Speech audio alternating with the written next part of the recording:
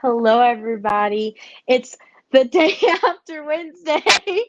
Um, I'm Tayan. I am now your host. That's exciting. I have pink hair, but it's longer now. That's exciting, I guess.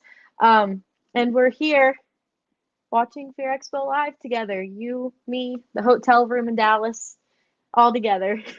Let's bring on my co-host for tonight, Doug. Hi. Nice job. It's good to see you. You made it down to Texas safely, huh? Yep, I made it. The flight was scary at the end, but other than that, I'm here. Wait, you guys didn't have like a door fly off your plane or anything, did you? No, but everybody's been telling me about that ever since I got off the plane. I guess they forget that I have to get back on the plane. Yeah. Oh Yeah. Lord. So, pretty excited to have you down there. You're gonna actually be doing some training, aren't you? Kind of taking classes yourself. I am. I am going to Monster Camp tomorrow. I'm Monster Camp 2020. No, sorry, not 2021, but 21. So that's exciting. I'm the first sculpt for Alan this year. He said that this is going to be the first sculpt he does in 2020. What is 2024 now? So Wow. that's exciting. I guess. And we have a whole new screen look. It looks I like Chris has know. been busy. I'm just sitting here staring at the screen, going, "Oh, okay, now I see everything." You're like, this is also new. We've got we've got a whole bunch of people in the comments already. Everyone's I saying know it. hi. Your mom Hello, said hello. hi, Of and course. so sweet. And David Quinn's here. What's up, David? So Who else we got here? we got everybody. Yeah, I was gonna say this is well, and I see people already talking about a Fear Expo, I which do too. I am with them. So here's the story. I actually had someone come up to me yesterday, and they Mhm. said, "Why are you guys not posting everything about Fear Expo right now? What's going on? You guys should be all over everything about Fear Expo." Yeah. And I said, "Listen, Mom. No, I'm just kidding. It wasn't my mom." But I said, "Listen, right now there's HauntCon coming up. Mhm. There's a couple other shows over on the West Coast, and then you have Transworld that's coming up in March. Yeah. If we added the amount of advertising that we do to another show, Fear Expo, Yeah. there wouldn't be any room for any of the vendors or anyone else because it would all every channel would be nonstop, Right. trade shows. So we are on purposely trying to get the information out about HauntCon, and then we're gonna flip the switch, and we're gonna turn on Fear Expo and start really pumping it out. But I tell you what, Tane, I'm excited about HauntCon, and I'm super excited about Fear Expo. Fear Expo is looking amazing this year. It is gonna be so cool. I know. I'm excited. I'm very excited. And then tonight we have two really, I mean, and you know both of these people. I do. Yeah, I mean, they need no introduction either because both of them are big in the haunt industry and both of them are big in the film industry. So it They really works are. well with what we're doing with the haunt and indie horror film show. Yeah, for So, sure. I know that we do need to go ahead and get the hashtag in. So the hashtag is HauntCon, but it's spelled like capital. Yeah, yeah, like that. oh, the correct way, Yeah, the it's old spelled. school way. Yeah, it's spelled that way. That is the hashtag for tonight. I believe. Are we giving away a VIP ticket? Is that I heard that someone said that we are giving away another VIP pass. somebody? Okay, that is what we're doing then. So get your hashtags in now. Just so everybody knows, as many hashtags as you can get your friends, get your parents. The more hashtags you get in there, the better chance you're gonna have to win. So we have a lot of surprises coming up with HauntCon, and we're gonna have to talk more about it as we keep going because even though it seems like we've released everything, we're not even close. We've got a couple Yeah. of surprises as we get closer that we still have to release too. Well, I'm So excited to be able to release them. it looks like who was that? Gage? Gage, you got to change the spelling. It's got to be capitals there, N and T. So So the first person we have on the show is somebody who has done a lot, and I can see both of them right now. It's two people that have done a lot. I was looking through their Facebook today and their website and had to message him to verify everything that he has been in because it's just so mind blowing to me that I know these people. Like, it's crazy. Um, he has a class that is going to be on Saturday at HauntCon. So please go be part of the class. I've been in one of his make and takes, and he's an amazing teacher. So should we go ahead and bring him in? Yeah, but real quickly, I think he's got two classes, one on Friday and Really? one on Saturday. Shoot, you're ahead of me. The end of the day, he's got a class and the beginning of Saturday. So we'll let him talk about both of those. But yeah, let's bring in Michael Burnett.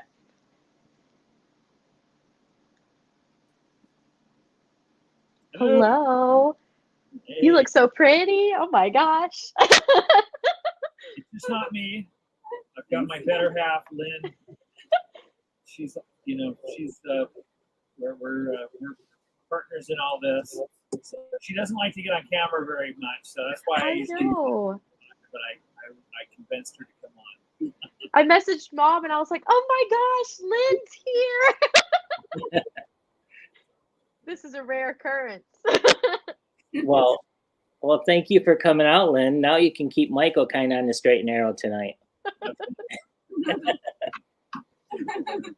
So for those of the people in the world that don't know about you guys, go ahead and tell me what is FrightNight and Michael and Lynn. So FrightNight Studios is a company that we started about 15 years ago. Maybe not quite that long ago, when we moved to Florida. So quick, super far background. So I've been doing movies for 30 plus, maybe 40 years now. Yeah, actually 40 years. That's scary. Lynn and I had a company in California for many, many years. And Lynn was into this stuff. We met at conventions. And so, in fact, her mom, I did a set of videos long before Stan Winston was school was around. I did first how-to videos that were out on VHS. Tan, do you know what VHS is? I do know what a VHS is. Just checking. Her mom bought those tapes for her, and we met, and so we ran into each other at conventions and stuff. She came out for a vacation to California for a convention, for a Fangoria convention, and I said, "Hey, you want to hang out and help us at the shop?" And she did, and then she did it for another day and another day and another day. And her friends were like, "Hey, we're going to Disneyland. We're going here." And she's like, "I'm going to stay at the shop." And then finally, they're like, "Hey, we're going to go home." And I said, we were getting ready to bring in our Halloween crew, and I said, "If you want to stay, because she was actually better at making the stuff than some of the guys at the shop," and she stayed. And here we are, 30 plus years later. That's awesome. Kids, well, but in the meantime, in all that time. So anyway, so then in 2004, I got offered a job we were talking, the movie industry was changing. It was, and it kind of ebbs and flows all the time anyway. But at that point, it had moved out of California. Like when our oldest daughter, Danielle, who is a big haunter, does a lot of effects work. When she was born, we were doing tons of work in California. And in fact, she went along, she came on set with us. She was a really good baby. I've seen the pictures. Yeah. It's so cool. She was at the very first Halloween Horror Nights at Universal or California as a baby. She was clowns in the green. Yeah, but I mean when she was a baby, she was only a few months old in '97 when they built, when they did the first. Well, it was actually the second incarnation in California, but it was when it came back, and we ran the whole thing there. But anyway, so in the early 2000s, all the film business left California. I was constantly traveling. Our second child was born, and I was gone all the time. And I'm like, I just hate this, and I don't want to be an absentee dad, which is, kind of one of the challenges with doing movies on location. Right. And Universal Florida called and said, "Hey, we're looking for somebody to run our makeup department. Can you make any recommendations?" So I've worked with them for a bunch. We made their Frankenstein walk around masks, different things. And Lynn and I were talking. She grew up she's an East Coast girl. She's from Pennsylvania, vacation in Florida. So we talked about it, and I said, "Hey, well, what about me?" And they're like, "You would be interested?" And I'm like, "Yeah, let's talk about it." So I came and visited, and it was pretty cool what they were doing. It was a lot different, but but it was like a 9-to-5 job. Right. That I was doing what I like to do, because back in the old days in the movie industry, they had departments. Each studio had its stable of makeup artists. You just come in and clock in, and they go, "Okay, well, today you're going to go work on this movie, or today you're going to work on this TV show," and and you clock out at the end of the day and go home, and that has been gone for a long time, and it's pretty much a freelance business now. So anyway, when we moved, we had to change, because Lynn still was doing this work. We wanted her to be able to do the work, so we created Fright Night Studios, named after one of our favorite horror movies. And and really in the beginning, it was mainly Lynn just doing stuff for Universal, for Halloween Horror Nights, and then then it branched into Busch Gardens and other things, and started. And then after about the kids were growing up. They're all our youngest is graduating high school in a few months, in the summer. So a few years ago, I was like, "Hey, the kids would probably be fine if Dad left for a few weeks, went to work on a Right. movie. In fact, they probably would like that." So, so I decided it was time to go back to freelance. In fact, they probably would like that. But, we still do stuff for you. I hear the echo. I know. I think it's Doug. Is it Doug? Oh. I don't know. I don't know if it was me. We did have a window pop up, so I don't. Do you hear it now? I don't hear it now. Nope. I don't. Nope. Okay. So anyway, window pop up. Yeah. So we kept it. We just. So now, I. So technically now I work for Lynn, because that's her. Right. That's really her company. But the wife's always the boss anyway, right? So, And she don't appear on the show, so how do we know it's her business? Right. Well, because she's shy. Yeah. Have you heard? She said 4 words so far. I know. Yeah. So that's that's how it works. I want to dive in a little bit, because I know you have already been on the show, but we normally always talk about you doing Halloween Horror Nights. Like, that's all we hear, and it is pretty cool. But I want to dive into your film industry side, because, of course, HauntCon. It's gotta, Yeah, after the pictures I've seen today, I want to get into that. So tell me a little bit, just like about, I guess, like the background of what you guys have done in the film industry. Well, I mean, we've got several hundred, credits. In the 80s, I worked on a lot of horror movies. A bunch of variety of different movies, and in the mid 80s to the 90s, and in the mid 90s we did a lot. I worked on Evil Dead 2, Aliens, Harry and the Hendersons, Gorillas in the Mist, Men in Black. Probably forgetting some stuff. I have a little list over here. I see Star Trek Enterprise. Yeah, Star Trek Enterprise. Mad TV. Yep. Cocoon was one of them, wasn't it? Yeah, Cocoon. Worked on one sequence for Cocoon with an alien. One of the coolest ones that I've seen that you did was like FX makeup for the Jedi Knight video game. Oh yeah, cool. Yeah, that is so cool. Yeah. But from the pictures I've seen, like, I don't know, it's just mind-boggling to me that I know you people. Like, it's just crazy to me. And that was a weird game, because it was all shot. That was one of the first ones for us where it was a virtual set. So we did all these characters, because it's a video game. Right. 5 people. but the set was just a bunch of green screen, doing a big giant green cyc, and a bunch of green shapes, like where there was a pillar, so they could Yeah. it. And so they're just reacting to this, to nothing, basically. So it was kind of interesting. It was the first time I'd really, I've done green screen and math, Right. a lot of that before, but never to that degree. Right. I bet Which- that was weird and cool at the same time. So So I do want to know about, because everybody talks about it, how you're an Emmy nominee.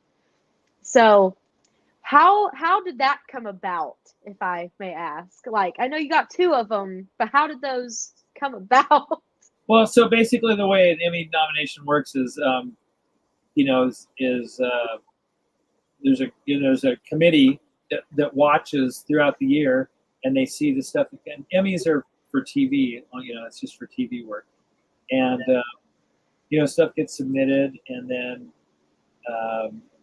the group pick that they kind of wheedle it down to to a certain number of nominations, and then the entire Emmy group, everybody who's the Academy, the entire Television Academy votes for the actual winner.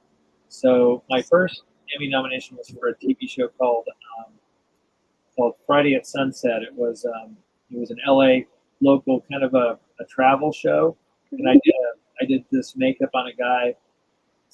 I did a couple makeups. I did an old age makeup on a kid, and I did a makeup on the host, where because he was always going to restaurants, like he's what to do on the weekends, right? So he's constantly eating.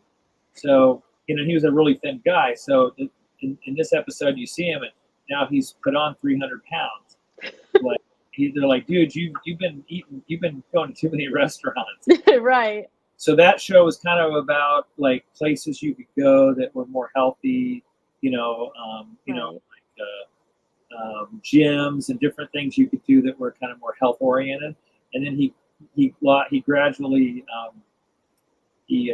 throughout, I think it was 4 different stages. So by the end of the show, started out really heavy, and by the end of the show, he was back to his normal weight. Nice. That's cool.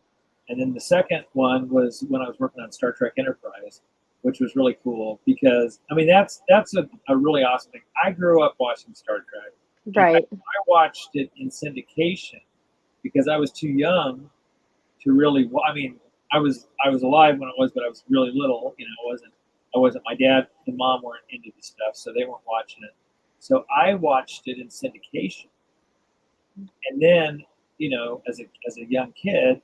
And then to get to work on it as an adult, I can't think of, other than maybe a few soap operas, there are no shows that have been around that long. Right. You could watch as a kid and then work on it as an adult, because right. Those shows last, shows like that, they last, a few years. Right. But not 30, 40 years. Yeah. That is true. So, that was cool. We got it. Yeah. Well, it was cool to, and again, I'm a fan of this stuff too. So like Scott Bakula, he was the captain on that one. It was cool. I was a huge fan of Quantum Leap, and he's, and we actually did a movie with him called Invaders. We did it. It was a remake of in the 90s. We did a TV show with him called Invaders. It was a pilot, didn't get picked up, but it was really cool. It was just really cool. And I got to do, I got to make Klingon makeups. Yeah. Get better than that. Oh yeah, Vulcan mummies. And it was. We got do a lot of really cool stuff on that show. That is awesome. So for those of you guys who don't know, as well as Michael and Lynn working on like movies and stuff like that, I know you guys do your own, or at least you do. And I just learned about Executioner today, and I'm a little hurt. About Executioner today. Yeah, I am a little bit hurt because I didn't know that Jason Patrick is in it, and I'm obsessed with Lost Boys. So I want to talk about that if you're okay with that. Florida too soon. I know.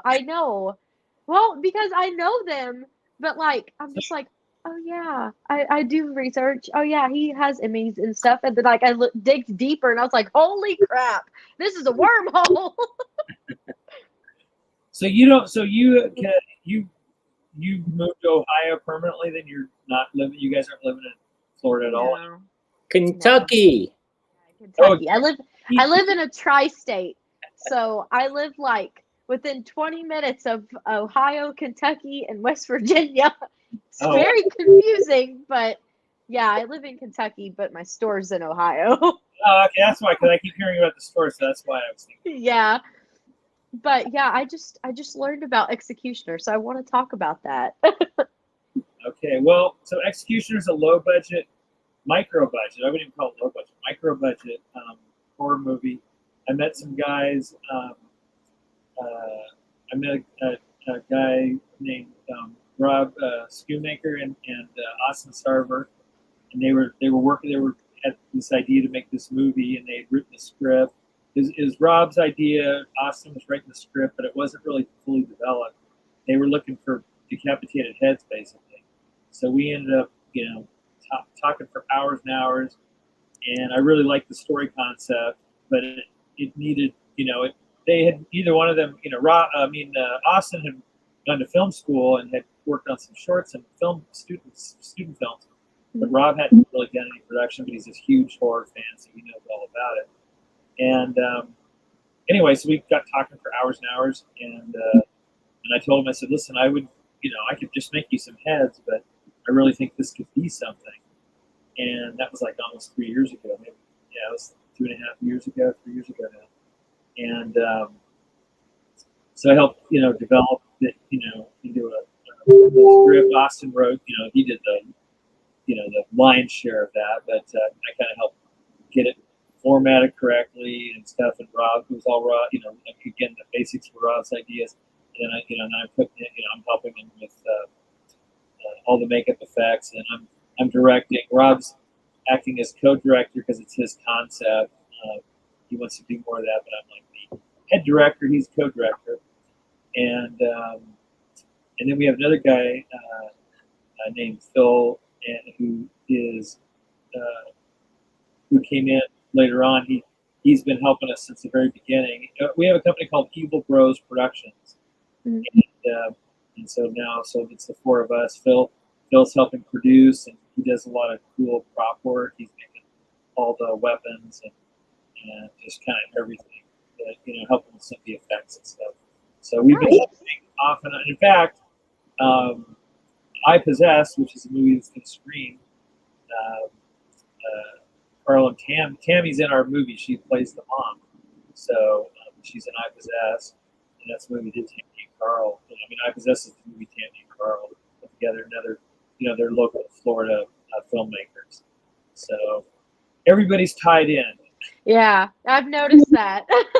Yeah. So, what has been like your favorite part of, I guess, because I know you do make your own movies, don't you? Or you direct them at least. I remember us talking about this. So yeah, so I started, when I was a kid, I made Super 8 movies. Do you know what Super 8 is? I bet you did. I don't.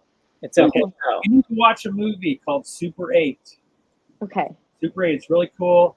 I totally relate to it. I was exactly that age that these kids are in this movie. It's a really cool movie. Watch Super 8. So anyway, so Super 8, it's basically instead of, we can shoot with our iPhones now. Super 8 was basically you had a cartridge of film, put in, and it was 3 minutes of film, and you popped it in, you ran the film, you take it out, you go to the drugstore and drop it in, and they would develop it. You get it back 3 or 4 days later, and then you'd have this roll of movie film. And you put it on your little projector and watch it. And so I used to make movies that way. You literally had to physically cut the film to edit it. You know how I'm sure you edit videos, right? Yeah. Do it on your phone while you're. I remember seeing somebody like cut the pieces out of them to take it out of the. Yeah, I've seen that. So that's how that was. That's the good old days. So anyway, so I used to make student films, and that was always what I saw myself being, was a movie director, in production. But all the movies And Lynn did the same thing. She made movies in Pennsylvania. You know, I mean, we didn't know each other at the time, but we had sort of parallel stuff going on. And so, anyways, but all my movies always had a makeup, you know, because I was a huge horror fan. So they always had makeup effects. It was always a sci-fi horror film, you know, had some kind of Mission Impossible, masks, whatever, right? So I was always doing that. And kind of what got me into it. So when I went into college, I was a theater major with an emphasis in TV and film. And it was 1981. American Werewolf in London just came out, you know, won the first Oscar for makeup. Friday the 13th, Jason, all that stuff was, you know, was happening in the early 80s. And all of a sudden, everybody wanted special makeup effects for their horror movies. And there weren't a whole lot of people doing it. And so, you know, I grew up in California, so I was in Southern California. So you know, someone said, "Hey, you do that makeup stuff, right?" And I talk to these people, and so I started working in the movie business because, you know, back in those days, I'd get multiple job offers in the same day. That doesn't happen much anymore. Right. Very few people. Yeah, it's completely opposite. Now there's a million people who want to do it or who do it, and very few jobs. Everything's all CGI now or AI. I've Well, noticed. it's come back the last few years. It's come around, you know, and it ebb and flows. But I think there's it's had sort of a nice. Yeah, I mean, CGI definitely has taken a chunk of the work. But, you know, CGI, I think the combination of CGI and practical effects is the best way to go. You Right. can, because you see, I can't remove anything. I can add to somebody's face, but I can't take away. And with Right. CGI, we can do that. And if you do a combination of the two, you get some really good stuff. So, And then I guess this would be a question for both of you guys. So Lynn, this is your chance to speak up. I'm not going to talk. I'm going to make her do it. What has been your guys' favorite part of, I guess, helping with movies and everything? Like, what has been your favorite project so far? That's a tough one. So you mentioned Jedi Knights, and now I'm like, oh yeah, that was me. It was so cool. Like, the picture was really cool. I was excited to meet David Lynch. He's a director that did some really unique movies that I loved, like Twin Peaks and Blue Velvet, and a lot of films. And he did not disappoint. He was an amazing director. And Coleman, he is. Well, yeah, but I mean, for me to work on a movie. So we worked on this very unique movie, Lost Highway, and that was probably one of my most exciting. Very cool. But every time you mention something, I'm going to go, oh, yeah, Well, see, that's cool about, and that's what I love about the movie industry, and especially makeup effects in general. Especially like when we were like at the peak of it, it's always different. And back when we were doing Lost Highway, we were doing Passion. Because we were doing multiple jobs. I mean, I remember on the same lot, we were shooting Passions, which was a soap opera that had crazy zombies and aliens and all kinds of weird stuff that we did. We were shooting Passions on one stage. We were shooting Not Another Teen Movie, which was like this weird comedy thing. We were shooting that on the same lot in another studio. So I had crews in both places, and I'd go back and forth. I mean, it was crazy times at those. But each one had its, you know, it was fun because, you know, and that's what, and Passion, I would say, for me, even though you didn't ask me directly, I'm going to answer it. No, it was asked for you too, but I wanted her to answer first. She'll probably agree with some of this, but probably two of my favorite things, and it's kind of for the same reason, where was Passions and All That, which was a kid's, basically all that was like Saturday Night Live for kids. And we did all these character makeups, and they were always really weird and funky. We built props for them, giant props. We did the same thing for Passions. Specialty props, like Passions, the guy who ran it, the show, what was the show? He was the writer. he really loved. I mean, he loved horror stuff because we did spoofs of Thriller, like the zombies coming out. Lynn got to play a zombie coming out. If you look on my, I know on mine for sure. It's probably a ways back. I haven't posted a whole lot. No, the picture. But we had our whole crew got to play the zombie, which is the same thing that they did on Thriller. But we did like a scary version of Wizard of Oz. We did Poltergeist. I was a fire demon. I was a fire demon that came out of a closet. A big monster that came out of a closet. It was never a direct rip off, except we did build a miniature house that collapsed into itself like they did on Poltergeist. But it was if you were a fan, you go, oh yeah, that's Right. Poltergeist. That's we did Pirates of the Caribbean. I was a zombie pirate. So and it's all different. Yeah. We're so nice. Both of these sections, so many people working together. We have such a good people, and everybody's great people to work with. That's awesome. Yeah, and all that was a kid show, so they couldn't work very late. So I love that too. Yeah, that's always a plus. All the actors were under 18. So, So they had to be home by a certain time. Yeah, and actually, there's a tie-in. Kenan Thompson I think he's one of the longest running guys on Saturday Night Live now. He started on all that. So, and in fact, little tidbit, I actually worked with Kenan. We didn't work directly. He didn't wear any makeup effects. But I worked on a movie when he was probably 10 years old. A movie called Heavyweights, and he was a little kid in that. And I did a old age makeup for that movie. So he and I, so it's like that. What is that like? Three steps to what is that?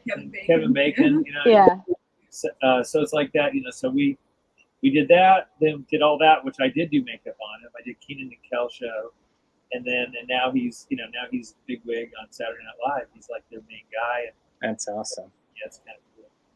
Willie Mae is freaking out in the comments. I think you have a new stalker now. Yeah. I think he's gonna go stalk your all's Facebook. I know he's got a little energy. Willie has a little bit of energy, just a Just a little. little. Somebody just a little bit. lock up the caffeinated beverages. Yeah.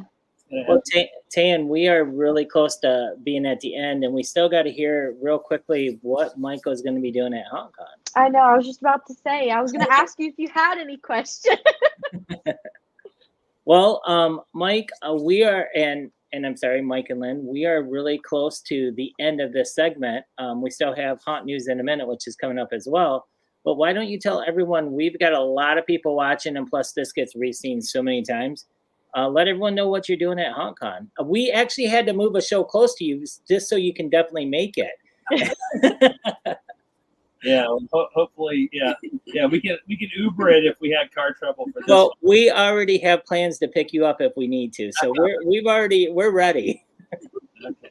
Well, I just got the car. I just got the car back, or the truck back from the repair shop. So they gave it a clean bill of health. So we're good. Okay, good. So, all right. Well, we're doing 2 classes. The first one is I don't know which one's first, which one's second, but we're doing one for prosthetics. So it's going to be foam rubber prosthetics, and showing you how to. It's a short period of time, so there's no way to. Hey Charlie. There's no way to teach you that whole process. Like Tan's at a really cool monster camp. And that's a whole weekend. Yeah. That's tough to get everything in that. But we will talk the whole process, what it takes to get it. But basically, what the main thing we're going to focus on is the application part of it.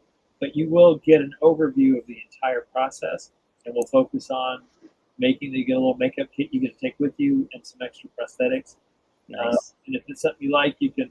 You'll have some more to practice with, and we'll give you, of course, a list of places and materials if you want to pursue. And then the other thing we're doing, I believe, is the there's Willie. Yep, we'll get you. I got some 8x10s for you, Willie. Don't worry. We're doing a prop, like a foam prop, and it's the same kind of thing. We're gonna actually, you're gonna have the pieces already made, the foam pieces in separate. So you're gonna get to assemble them and paint them, learn how to distress them and all that. But we'll talk about the entire. These guys just won't leave you alone. You're not going to be out finished. He will sleep on his T button there. Oh, and there's my mom. Nice. All right, the mom's watching. All right. Hey, mom. Hey, okay.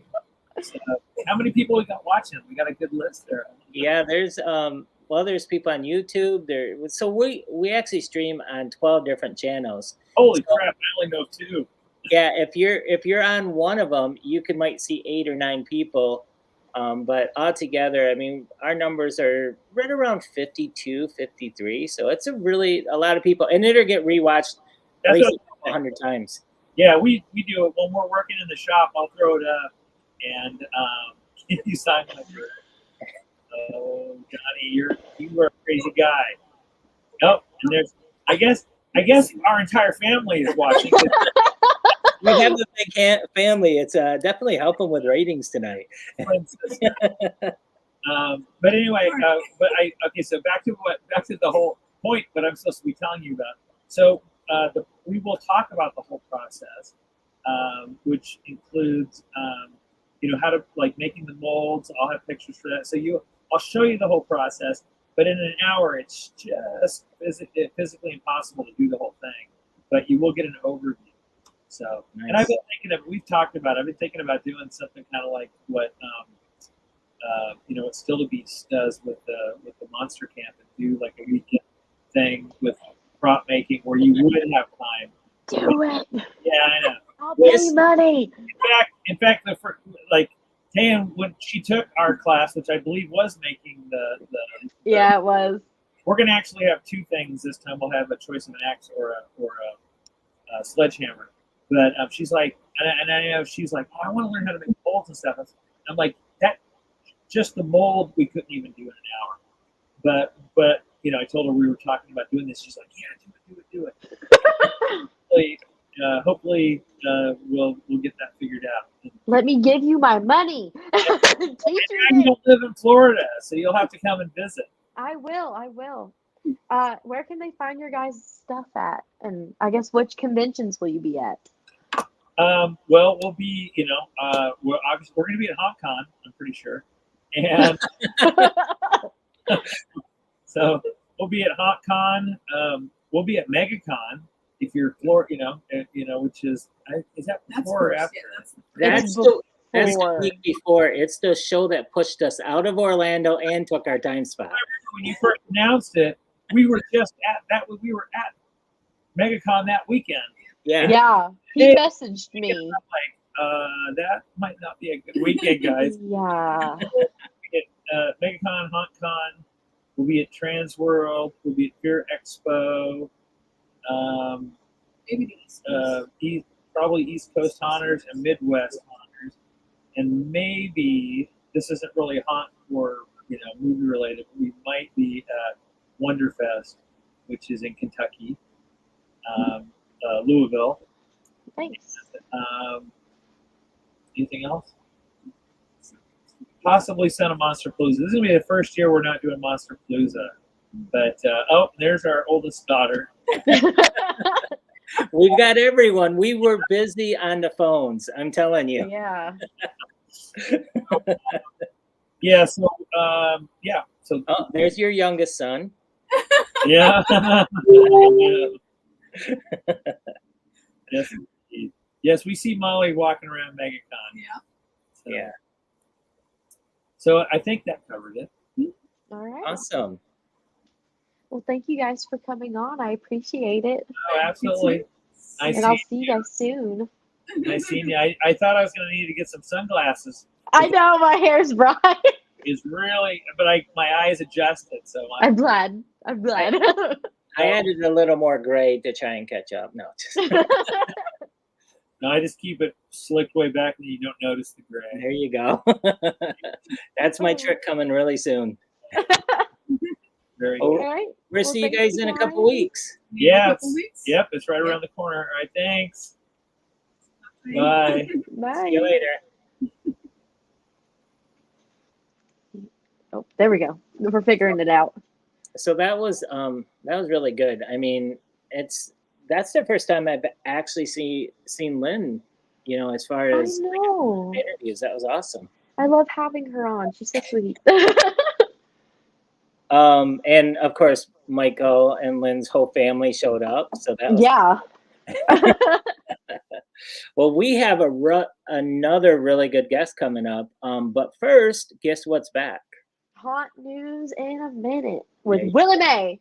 There you go. Is it Willie Mae or is it Jared today? I don't know. I haven't seen it yet. I haven't either. Or Jerome. I said Jared. I know. I'm telling you, I am tired. It's been a long week. I can Chris, tell. Can we get hot news in a minute out here? Hello, ghouls and girls. This is Hot News in a Minute. Powered by Yup. That's scary. Yo, what's up, Haunters? It's your boy, Willie Mae. I want to say welcome back to Hot News in a Minute. Joining with me tonight is my boy, the one and only Gerard. What's up, Gerard? Hey, Willie, it's good to be back after the holiday break. Did you survive your festivities around your place? Barely. You know, I had way too much eggnog and COVID and not enough time hiding from my relatives. But we're back and we got some updates for you. Absolutely, Willie. And before we jump into the latest haunting, let's take a moment to wish everyone a happy New Year's. Cue the confetti and party horns. Let's get her done. Happy New Year! 2024. Back in December, we saw a lot of Christmas haunts frightening guests for the holidays, but in Mountfield, Pennsylvania, Field of Screams this holiday season gave away 150 Christmas trees to local families. And that doesn't warm my cold heart. The last few years have been rough for a lot of people with COVID and things like that, so we thought it was an appropriate time to kick this back in gear and reestablish it this year and just give back to the community this year again. Almost 2 months have passed since the groundbreaking merger between Six Flags and Cedar Fair was unveiled. How is everyone digesting this monumental development? Recently, insights gleaned from SEC filings shed a light on the intricacies of the merger process. Okay, it began with Cedar Fair initially contacting with Six Flags, setting the wheels of motion. The inaugural face-to-face meeting occurred August 1st, coinciding with the announcement of Top Thrill 2. While enthusiasts were engrossed with the analyzing POV of anticipation, the new ride, a pivotal meeting was underway, unbeknownst to the public eye. Unsurprisingly, Cedar Fair proposed that Zimmerman would assume the role of CEO of the newly formed entity. In response, Six Flags advocated for retaining their CEO in the leadership position on the board. The decision of the company's name was a process. At the 11th hour, they finally came up with a name at an airport. Although the company will bear the Six Flags branding moving forward, the overarching parent entity will be christened as Copper Steel Hold Company, Inc. This recent revelation provides more of a nuanced understanding of the merger's genesis and the key players involved, adding layers to the complexity of this narrative. Exciting developments awaits haunters and industry enthusiasts as Haunted Attraction Association, or HAAA, introduced a revamped membership structure for 2024 featuring 6 distinct tiers tailored to diversify interests and affiliations. 1. $50 individual. 2. Home/haunt charity attractions, $75. 3. Small attractions for $200. 4. Large attractions for $300. 5. Vendors for $300. 6. Multiple attractions for $400 and 5 plus for $700. The ideal entries oversees multiple haunted attractions, providing flexible structures based on the number of affiliated attractions. A comprehensive breakdown of the myriad benefits associated with each tier is available for exploration on the official HAAA website. In parallel, HAA board directors have recently given nods to revised sets of bylaws, notary amendments, including empowering HAA members to endorse future changes, revise the membership tiers, and reflect evolving landscapes, and introducing dedicated section addressing the temporary suspensions of the director pursuing potential removal. Visual lineups. The industry is ramping up this industry trade shows for 2024, and the first one out of the gate is going to be the Halloween Party Expo. Is North America's only event to bring together Halloween parties and events all under one roof. As the country's #1 trade show city, there's unlimited dining, entertainment options, as well as affordable flight options. We love them cheap flights. For domestic and international travelers, they are looking forward to partnering with the Mirage again to provide discounted hotel rates, as well as opportunity for networking on and off the trade show floor. They can't wait to carry excitement and the possibilities for this New Year's into 2024. This trade show is January 23rd through the 25th, 2024 at the Mirage in Las Vegas, baby. To attend the exhibit, go ahead and visit www.halloweenpartyexpo.com. The next we have HauntCon making its comeback in Daytona Beach, Florida. This annual gathering transcends the ordinary, offering a unique blend of educational seminars, unparalleled networking opportunities, and trade show floor. HauntCon, a pinnacle event in the industry, has evolved its scope this year to embrace not only the haunted attraction sector, but also the realms of indie film and immersive events. In a groundbreaking move, HauntCon will host 4 exclusive screenings of independent horror films coupled with specialized education programming centered around the intricate dynamics of horror film industry, haunt, and immersive entertainment with jam-packed entertainment and networking events. The Ultimate Haunt Tour awaits on Thursday, February 8th. This tour promises to transport guests to a 400 gym nestled in eerie landscape of Florida. We have Sea Green's Haunted Museum, Sir Henry's Haunted Trail, Mortimer Manor Haunted Attraction, and Chris Braw Park. Tickets for HauntCon are now available, starting at $30 for general admission, $60 for general admission that covers the Indie Horror Movie Pass, and $195 for VIP admission, coupled with the Horror Indie Horror Pass and awesome dinner and lunch. Don't miss the chance to be a part of the unparalleled experience that transcends the boundaries of the haunted attraction, film, and immersive events industries. Secure your tickets and embark on a journey into the heart of haunting excellence at www.hauntcon.com. I'm Willie May. And I am Gerard. And this is Haunt News in a Minute. If you like what you have heard, stalk us now on all our social channels. That was cut off short. Thank you. That was good. I mean, I tell you, it's nice to have it back. There's a lot of information in there. I always find myself, learning a few things. Yeah. Did his beard get longer? I think so. Oh, wait. Were you talking about Willie or Gerard? No, Gerard. Because it was like down to here. I was like, that he looks different. I was trying to figure out what it was. Yeah. That reminds me, I actually reached out to the HA and tried to see if they were going to be coming to Fear Expo or coming to HauntCon. So I will let everyone on here know as soon as I hear something back from them, because as of yet, I have not heard whether they're coming. So we did the invitation out to them again. It's still the holidays for some people, I've noticed. Some people are still like in holiday mode for their businesses, which is odd, but yeah. Well, not the next guy. The next guy works all the time. Yes, he does. Let's go ahead and bring in Alan from AEO Studios. There you go. Alan. Is he coming on? Chris always gives us that little bit of sense. Lord. Hey, there we are. Howdy, howdy, everyone. Hey, how's it going? Just another day, another undead body in our world. turn down the volume. My volume? I think so. Hey, when we're getting feedback. Yeah, that's the only thing I'm thinking about. How about that? Is that a little better? Are you watching us also? Sorry. Are you watching this on the screen? I'm Through Facebook or something? I don't think so. Then it might just be the volume. Tell you what, hang on one tick here. I told you technology is not my friend. You're good. Oh, I think we are on a couple places. Hang on. Close Facebook if you can, but leave StreamYard open. Is that better? Yes, it is better. Are we not hearing things now? We're muted. Okay, there we go.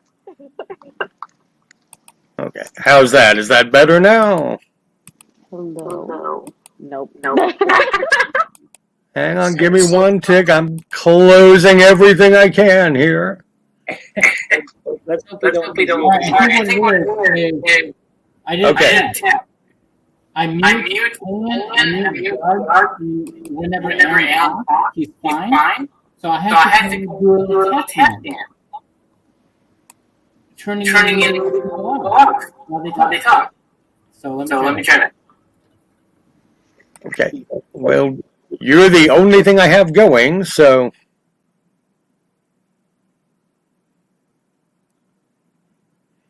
Okay, shall we try again? You're the only thing I have going. I think the plan is Chris is muting our mic.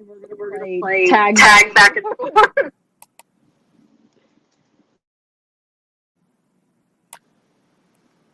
How is he doing it? Maybe. So here's what we got to do. Tan, you're just going to ask a question. I'm going to actually drop out of here. It's obviously an overfeed, and then you can just interview Alan. You're going to have a little echo, but let's keep going. It's got to be an overfeed on something on one of those sides. So I'll jump out, and we will let you and Alan do this real quick. Okay. All right. We're going to try this again. Okay, how about this? Is that any better? It's a little better, I think so. If not, I'm just going to ask a question, and you can answer it, and we'll tag back. Okay, are you getting, is it feedback? You're good. We're going to do it this way. Okay. So I can do this real fast, if this helps. Hang on, one tick, let's do this. Here. Okay, I think that's going to be better. Okay, how about that? Hopefully now you're not getting anything. I'm not sure. If not, Weird. all right. Oh, nope, it's still. It's all right. There you go. How about that now? Yes, that's perfect. Okay, we figured it out. Wonders of technology. Take two. Hey, everybody. Greetings from Orlando. I was just about to ask, can you tell me about you and your business for the people who do not know? Well, our company slogan is everything from demons to divas, and that pretty much is what we do. You sell a little bit of everything and do everything, I've noticed. We do. I've been a theater brat my whole life. I started performing when I was about 10 professionally, and pretty much run the gamut of everything in the theatrical industry over the years, either on stage, backstage, scaring people, making them laugh, whatever. I've seen, just like with the Burnetts, I did my research on you. I've known you for a good bit now, but I wanted to do more in-depth research because I know about you guys as much as I see you.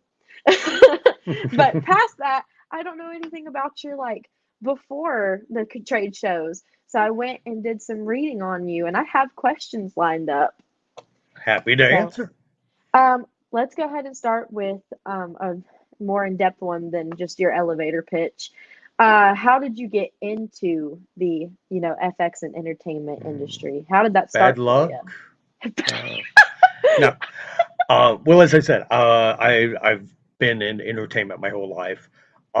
When I was in my teens, I was very lucky that I met an artist who let me sweep his floors for a couple years, and I learned everything I could and found that I loved the practical effects and creating things. And by diversifying like that, I've been able to stay in entertainment and the arts my whole life without having to wait tables. Right. Uh, yeah, we do everything from haunted attraction design. I occasionally still perform myself in different venues. We create all types of custom props, do a lot of film work, whatever comes our way. It's something different every day. So, I was reading an interview that somebody had did with you. I don't remember who it was, but it was like an article, and I read something about you going to a different country and working on some of their stuff for quite a while. And I wanted to know first of all, what is Ocean Park? And tell me about that.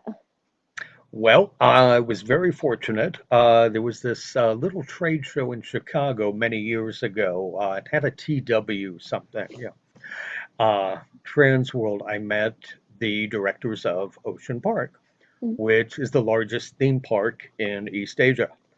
Um, they had seen my work at an attraction in Orlando previously, Terror on Church Street, Mhm.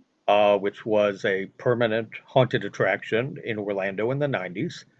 I was one of the designers there, and they basically wanted to bring Halloween over to Asia, to Hong Kong. It had not been celebrated before. They did not know what the Western holiday was.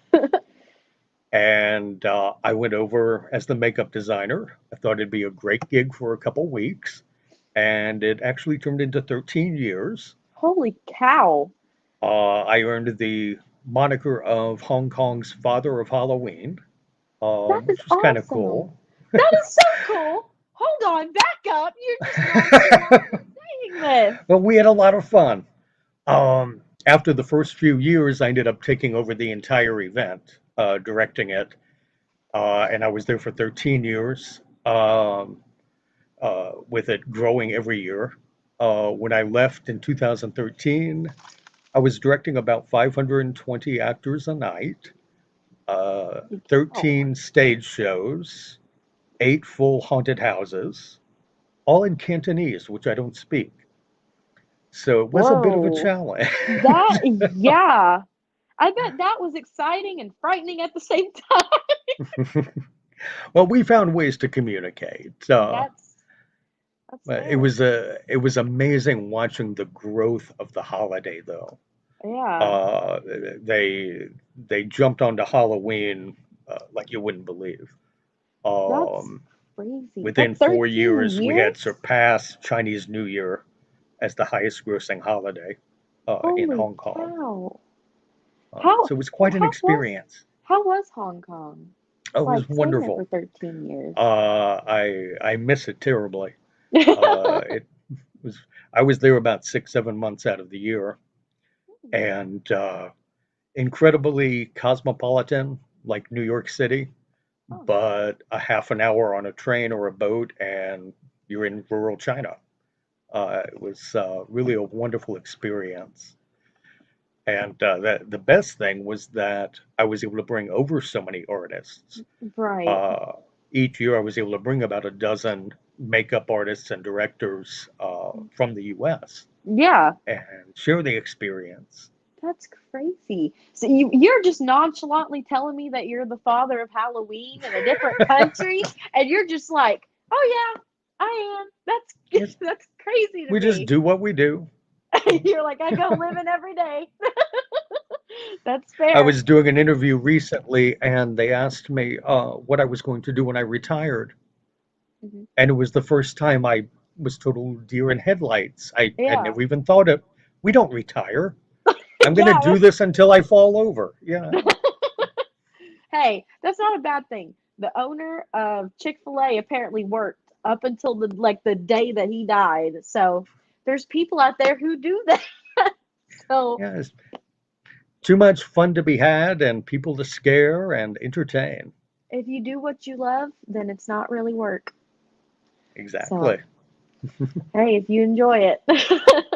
So I know Well, and I that, love because it's something different every day.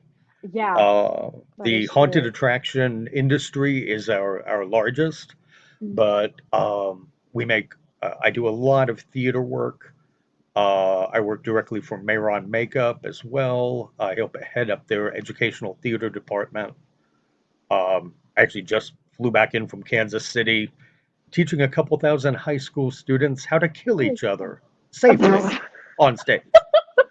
Um, we're also the largest producer of ogre parts I've for seen Shrek the that. Yeah, Musical. I have questions in there about that. Crazy stuff. Oh, There is a question on the board. Was one of the artists, I don't know if I'm ever gonna say this right, Nix Hera? oh, Nix Herrera? Herrera. There we go. Thank Yes, you. yes. Incredible artist, wonderful good friend. He actually just won an Emmy last year Holy cow. uh, for a show that I cannot think of at the moment. It's okay. Uh, Nix was incredible. He was with us for many years over there. So many talented artists. I was very fortunate. As I said, we would bring over about 10 or 12 from here, and then we would hire another local 30 to 40 makeup students there in Hong Kong. Right. Because I also taught in Hong Kong special effects classes and had Mm. quite a few students there. Because it was a huge show each night.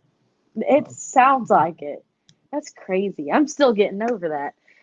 So since you mentioned classes, I know that you do classes at your studio as We well do. as you're gonna do some at HauntCon.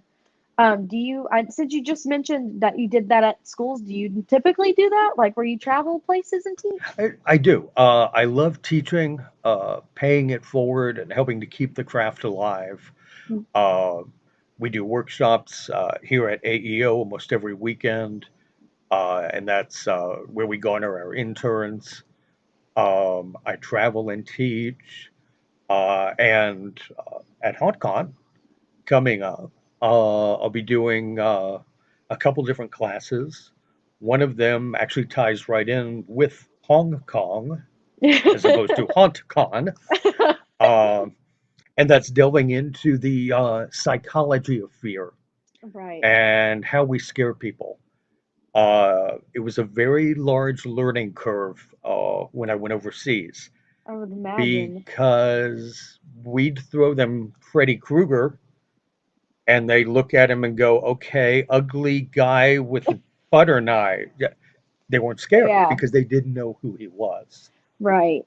So it was very much an experience of learning how to meld the Eastern and Western mythologies and fears. And because of that, uh, I've been able to really hone in and find ways to tap into people's fears. And I want to help share that with everyone. I would never even would think about that, like that it's two different. Like I know in different parts, like in Kentucky, it's gonna be like I know in Florida it was a lot of like butcher themed stuff most of the time. And Well, then it is Florida.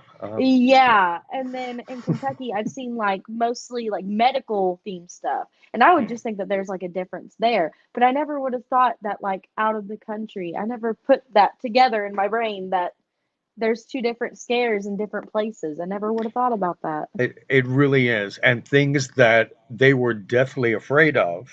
Well, we Right. had an attraction one year that guests would not even enter Holy just cow. because of the facade. But to all of us Westerners, it was nothing. Yeah, It you're was just like, paper oh, dolls with red circles. yeah, But to them, it represented such a fear of the afterlife. right. And that's what was really interesting, how to make those work. That's so cool. You already have people in the comments saying that they're going to be going to your class. Oh, oh So cool. everybody's excited about that. We never would have Yeah, thought we'll be about that. doing that and another one on prosthetic application specifically for haunts, Nice. because prosthetics are kind of a dirty word in the haunted attraction industry. They're a pain in the butt sometimes. They are, and it can be expensive and budget, and but Yep. we're going to address all those. And there's a lot of little workarounds that people can use to use prosthetics, enhance the show, and not break the bank or make too much work. Nice. All right, going back to track because I got on a side tangent there because you're spewing all this cool information at me and my brain gets sidetracked. That's ADHD for you. So tell me a little bit about. We're gonna go into your like theater and film side because Okay. HauntCon's both sides. So I went and of course read about all the stuff that you've done. You have a very, very moving lifestyle, just like Michael. You have a lot of, places that you've been in. Shrek is that one is I'm probably the permanently coolest one to me. green from that ogre. It's so cool though. So tell me Wonderful. probably what was like your favorite thing for, I guess, one for film industry and one for theater that you've done, if you can pinpoint one. Oh yeah. Well, one of the first films I did many years ago was actually over in Thailand. Mhm. I got called over to do all the special effects, a little horror film there, and it turned out to be the number one box office in Thailand that year. Holy So cow. that was really cool and really got me even more into the effects. Right. Um, when I was younger, one of the first films I worked on was Parenthood. I was Steve Martin's assistant there. Had a wonderful time because I grew up in the 70s and 80s with a wild and crazy guy. Yeah, that was a very neat experience. Mhm.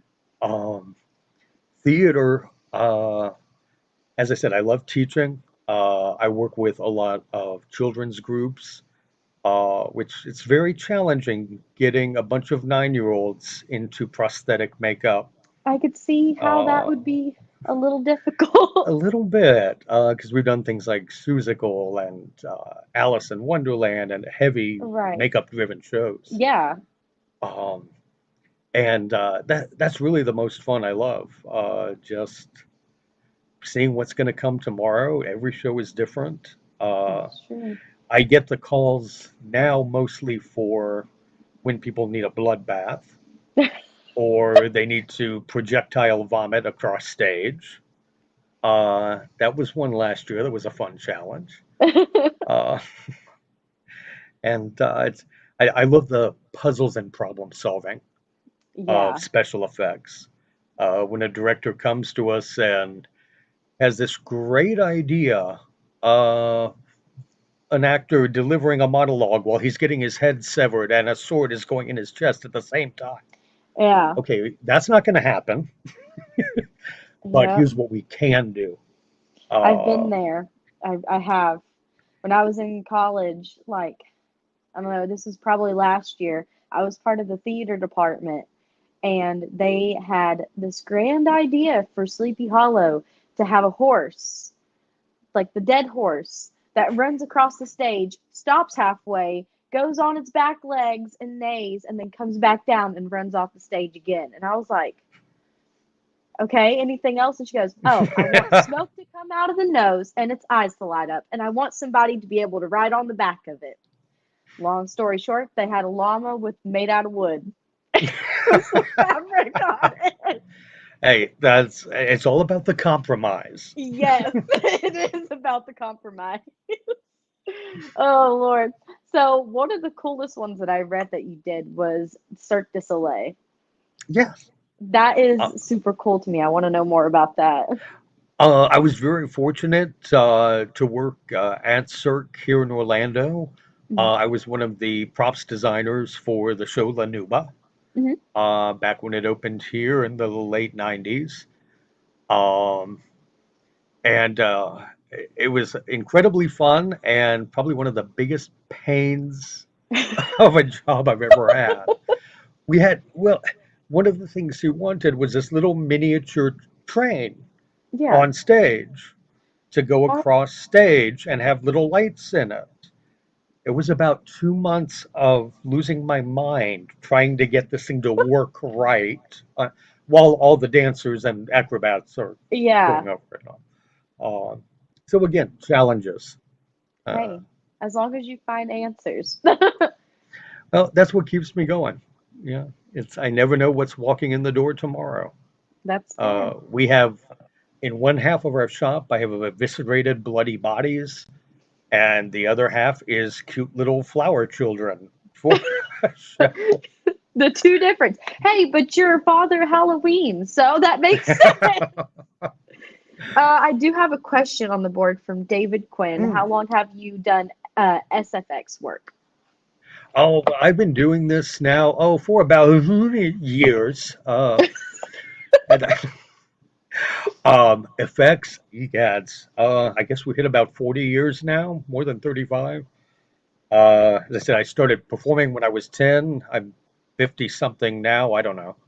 I don't keep track. Like it's all a blur. It's all coming I still think together. I'm 25 up here. So, Hey, that's but not a bad thing to think. but yeah, I've been doing effects for about 30 or 40 years now. That's pretty cool, though. It is.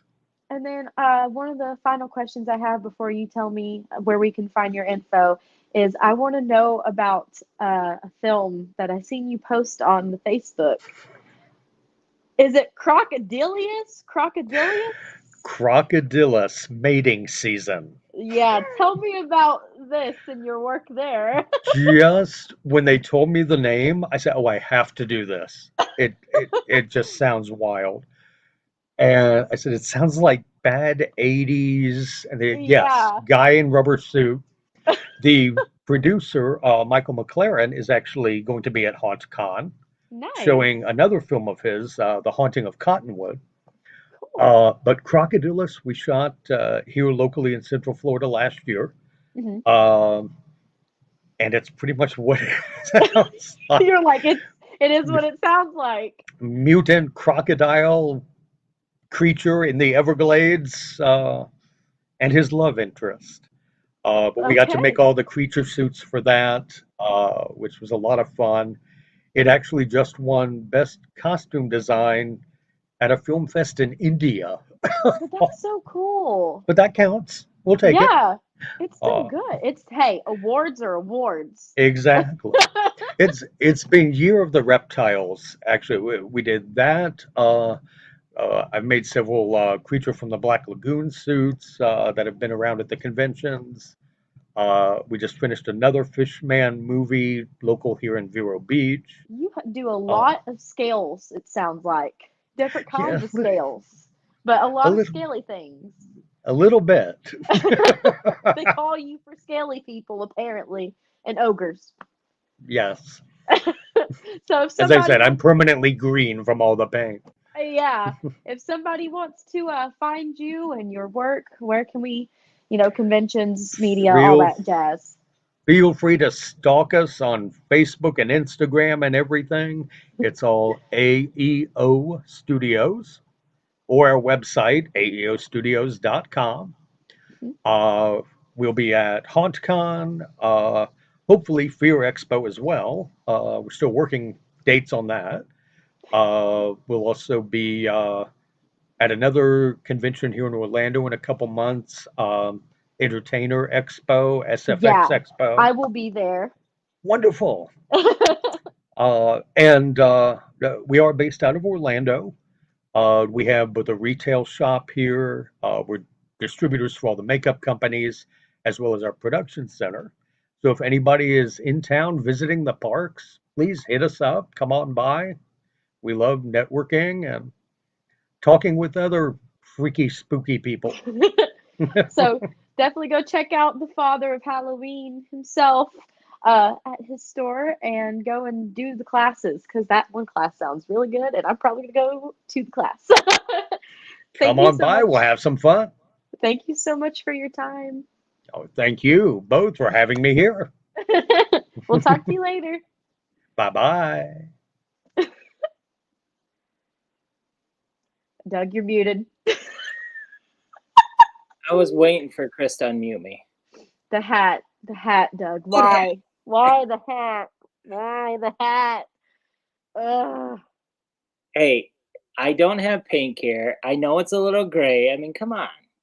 That friggin' hat, man. It looks like you have a carpet on your head. So tonight we had the father of Halloween and a 2-time Emmy nominee. I mean, we can't go much bigger than that. I know. How are we going to top next week? Well, next week we have, you're actually going to have a panel that you're going to interview for the first one. We have a whole bunch of people, including Emily Bloom, who's going to talk about the ball, HauntCon's ball. Oh, yeah, okay. Yep. So I believe there's at least 4 or 5 people. And then we have another one of our instructors coming in. I believe it's Sammy. I don't want to say for sure. I'll wait and hold that off until we do the advertising. But yes. Willie may, seeing he's on here, he might even put a comment who the other guest is because he helped set it up. So, yeah. So next week we have another good group. But make sure that if you have already purchased your tickets, that you grab the link. We have it all over Facebook. We're sending it to you in emails to register for your classes. Yes. Yep. Do the thing. I guess let me just do the little outro thingy before we do the. This is your last call for putting in your hashtags. Last call to win your ticket, your VIP ticket to HauntCon. Follow us at Fear Expo Live on all social medias. We're on every platform, audio, video, all the whole thing. Anywhere you can hear it, we're probably there. Everyone give a big hand for Tayan hosting her first show. Thank you. Feel like job. a big kid. You did a great job. I'm trying to think what else. Oh, follow HauntCon, Fear Expo, all that jazz. HauntCon is February 9th through the 11th, and the Haunt Tour for Daytona is going to be February 8th. Get your tickets to that. That'll be fun. Party bus. Whoop, whoop. I won't be there probably. I don't know. Mom might force me to go. First bus is almost full. So we might only do one bus. I mean, there's a chance we might cut it off. So if you don't have your tickets yet, you better get them soon. And just so you know, one bus means that is going to be a small party, so more scares. That's normally what that means. Exactly. Fear Expo is April 12th through the 14th. Get your hotel rooms for that too, and your booths and all the stuff and things. And then go to Alan and Michael's class. I think that's it. That was awesome. No, I mean, there is so much going on. Make sure, I can tell you right now, just looking at the amount of events we have, if you plan on being there Friday, Saturday, and Sunday, get a VIP ticket. You're gonna thank me at the end. The VIP ticket, for Fear Expo and for HauntCon, the VIP tickets don't just mean you get into an early hour or two on the show floor. Doesn't mean that you just, get to go into an event, or something like that. You get everything. You are treated like a king at our show, or queen, king or queen, and you get food. You get lunch on Saturday. You get into all the events. You are a VIP on the show floor. At Fear Expo, we have a whole day dedicated to our VIPs, and we're going to be announcing that pretty soon as well. So this is your chance to win a free one right now. So get the hashtags in. VIP. And then I guess I'll let you all do the giveaway now. Well, you know how that works. We're going to say like we want it right now, and in a few minutes it's just going to happen by itself. So, I know. If we stop talking, there'd be like this real like weird awkward silence. Then I'll say this while we're waiting. projectbackfire.com. If the website's not up yet, you can message me on Project Backfire Designs and Creations, and I can put in an invoice. I will not have cash and carry. So if you want something and you want to pick it up, You better order it now, or else it will not be there. You better put in the order today or at the convention. The only thing I'll have cash carry is homies. Tan is officially on the circuit. She is a touring trade showist. So not doing cash and carry. She needs it for the next show to be able to show everyone more items. So the store is open. We changed the hours. Closed Sunday, Monday. Open the rest of the week from 11 to 6, I think. You know what would be really cool? What would be really cool? If Chris is listening right now, let's go ahead and do the drawing. But we have both Alan and Michael still here. Let's bring them back on as soon as we get done with the drawing and say goodbye to everyone. Sounds good. Yeah. Can we do that, Chris? Yeah, I am totally involved. Come on, let's go. Let's draw a winner, and then let's bring Michael and Lynn and Alan out, and we'll all say goodbye to everyone. Do we want to say last chance draw?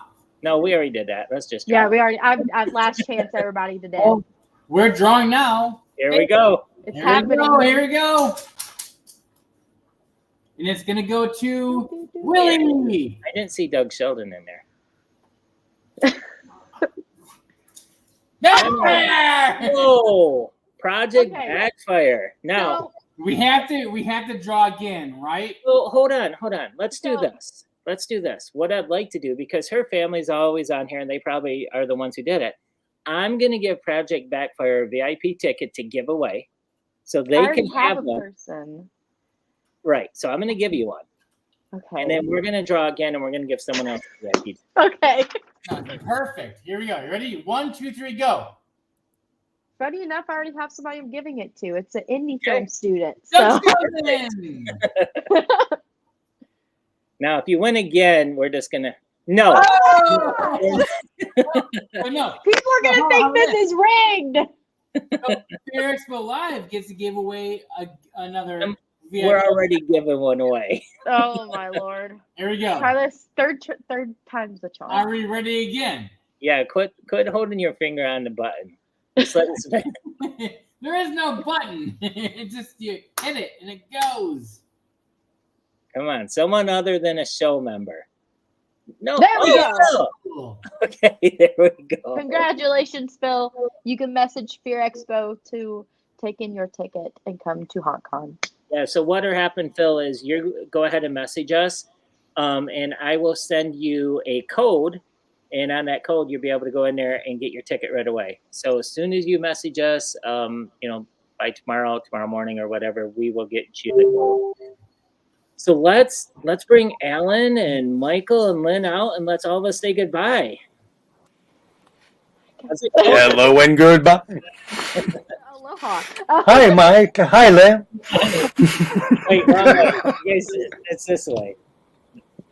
Oh, was I the wrong way? Oh, that way. Oh. There you go. There you are. Okay. All right, so here's what we're gonna do. Seeing that this is Tayan's show, all of us at one on the count of 3 are gonna say, "Stay spooky." We're all gonna call it a night. Does that sound good? Okay, yeah. Sounds good. All right, 1, 2, 3. Stay spooky. See you guys later. Goodbye, everyone. Night, night. Bye, everyone.